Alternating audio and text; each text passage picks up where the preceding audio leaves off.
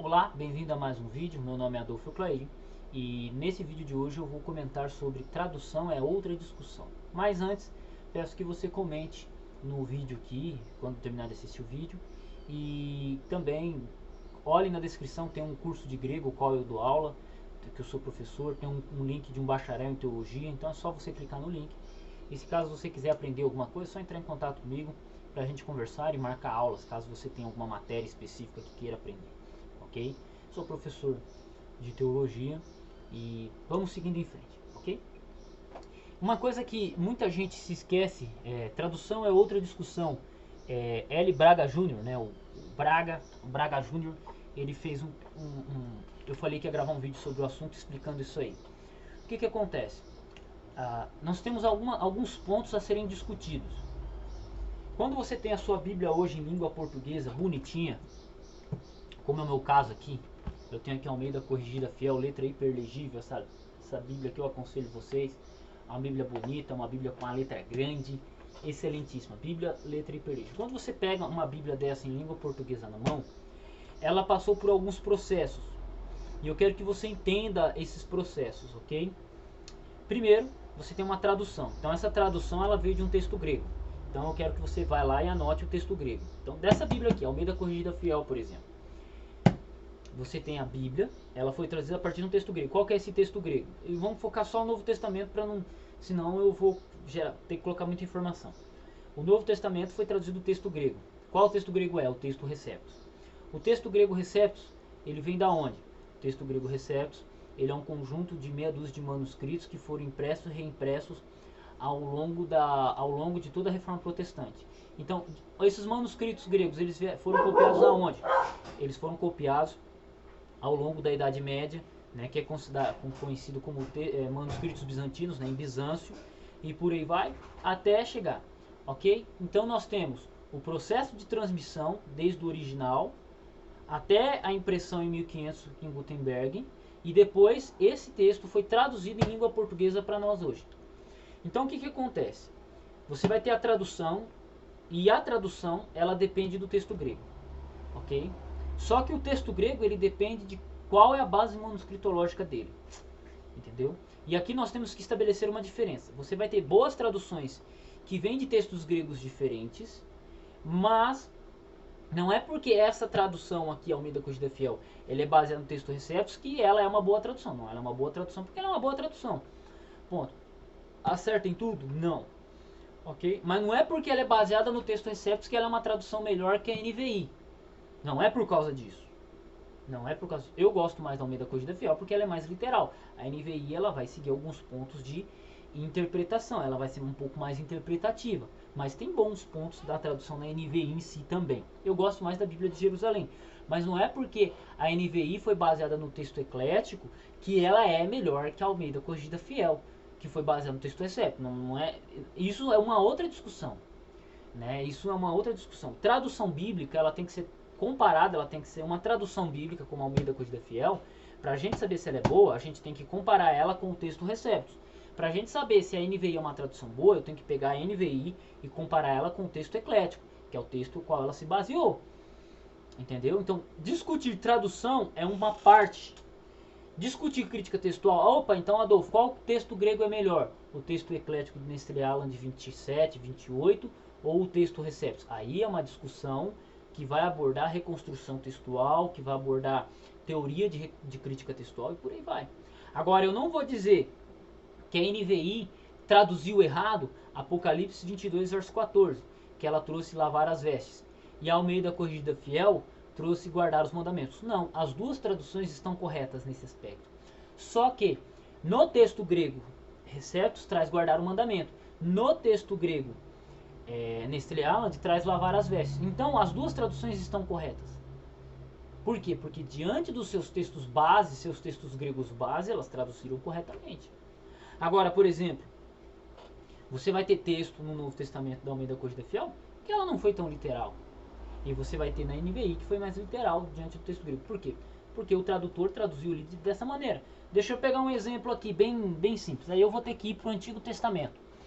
No Antigo Testamento você vai ter Isaías 14, verso 12. Olha que legal. Isaías 14, verso 12. A NVI, ela foi mais literal, ela traduziu como estrela da manhã. A Almeida Corrigida Fiel, ela foi mais interpretativa. Ela traduziu como Lúcifer. Ela pegou aquilo que é estrela da manhã, ó estrela da manhã, e traduziu como ó Lúcifer. Entendeu? Aqui a Almeida Corrigida Fiel, ela está interpretando. A Almeida Corrigida Fiel, ela interpretou. Ela interpretou. Isso é fato. É fato. Ela fez uma interpretação. Ela colocou como Lúcifer. Ela preferiu um termo latinizado como nome próprio do que simplesmente seguir o hebraico Helel. Entendeu? Simples assim. Então veja, a NVI, ela foi mais literal que a Almeida Corrigida Fiel nesse texto. Pronto. Entendeu? Mas no texto hebraico, tanto a mesma leitura para Helel em Isaías 14:12, na Stuttgartense, que foi a base da NVI, e do texto de Benheim, é a mesma leitura, é o mesmo texto, é o mesmo ponto maçorético. Mas por que uma traduziu diferente da outra? Opção de tradução. Por isso que quando você discute tradução bíblica é uma coisa, quando você discute crítica textual é outra. É claro que, por exemplo, eu posso utilizar a Almeida Corrigida Fiel para reconstruir o texto, vamos lá, para uma discussão crítico-textual secundária, que é assim, ela foi baseada no texto Receptus, então ela reflete o texto Receptus em alguns aspectos, por exemplo, no caso de Apocalipse 22, verso 14, 1 Timóteo 3,16, ela vai conter alguns versos, algumas leituras, ela vai divergir em Apocalipse 22, verso 19, ela vai trazer livro da vida, enquanto que o texto eclético vai trazer árvore da vida. Então, com base nessas leituras em português, eu posso saber que texto grego ela foi baseada, que é o texto Receptus. Não preciso dessa, eu posso buscar. E as traduções, como as traduções antigas, a gente consegue fazer uma reconstrução, buscar um tipo de texto que ela foi baseada, olhando determinadas variantes textuais. Não é 100% preciso, mas é possível, né? Mas é possível, e isso ajuda bastante. Então, por exemplo, muitas traduções antigas elas foram baseadas no texto alexandrino. Muitas traduções antigas elas têm base no texto alexandrino, né? Tranquilo, por quê? Porque elas têm algumas variantes textuais, algumas leituras como essas que eu mencionei, nesse sentido, que elas refletem o texto alexandrino.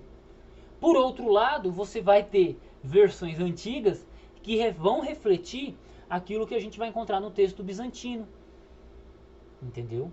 A mesma coisa acontece com os pais da igreja. Os pais da igreja, né, lá do 4º, 3º até 2º século, eles também, o texto que eles citaram, algumas vezes a gente consegue buscar, opa, tá mais pro lado alexandrino, tá mais pro lado bizantino. Então é bem interessante isso, só que essa é uma discussão de crítica textual. O que eu quero me remeter aqui é a tradução. Então, quando a gente discute tradução bíblica, a gente tem que lembrar o que? Qual é o texto original dela? É o texto Receptus, é o texto eclético, é o texto tal, é a Vulgata Latina. E aí a gente discute a tradução com base nisso. Por exemplo, eu particularmente, quando eu olho para a Bíblia Ave Maria, eu nem posso ficar olhando muito para o texto grego. Por quê? Porque ela foi traduzida da Vulgata Latina. Na introdução fala que foi baseada nos originais, mas não foi. Foi na Vulgata Latina. E tem vários textos que, se ela não foi baseada na Vulgata Latina, ela foi fortemente influenciada pela Vulgata Latina. Porque tem textos que você olha para o texto grego, a tradução é uma, e ela segue outra tradução. E aí você compara com a Vulgata Latina, você vê claramente que é uma tradução literal da Vulgata Latina. Então, é isso que eu estou dizendo. Uma tradução, você não pode discutir o texto grego dela, você está discutindo a tradução em si. Aí, claro, se a gente vai fazer uma discussão de crítica textual, o qual eu tenho um curso de crítica textual, é só você falar comigo, meu telefone está na descrição, se quiser aprender mais sobre isso. O curso de crítica textual, quando você vai para a crítica textual, você vai discutir o texto grego. Você vai discutir o texto grego. E se você for discutir uma tradução, você vai discutir com esse, não com o viés de ser a tradução, mas de buscar qual texto ela foi baseada. Opa, esse texto aqui me lembra o eclético, esse texto aqui me lembra o receptus, esse texto aqui me lembra o majoritário. Entendeu? Então é isso, é bem simples, é tranquilo isso. Então quando eu falo que tradução é outra discussão, é outra discussão. Crítica textual, reconstrução do Novo Testamento é uma, tradução é outra. Entendeu? Tradução é outra discussão. São duas coisas completamente... são coisas diferentes, mas que elas estão no mesmo bojo de assuntos. E por isso gera algumas confusões. Espero que esse vídeo tenha ficado bom. Se você gostou, se você amou esse vídeo, compartilha com seus amigos, curte, faça esse favor para mim, ajuda esse vídeo a chegar a mais pessoas, entende? E se caso você queira aprender esses assuntos, é só entrar em contato comigo ou clicar nos links na descrição. Deus abençoe seus estudos, Deus abençoe sua vida. Adolfo Clay à disposição.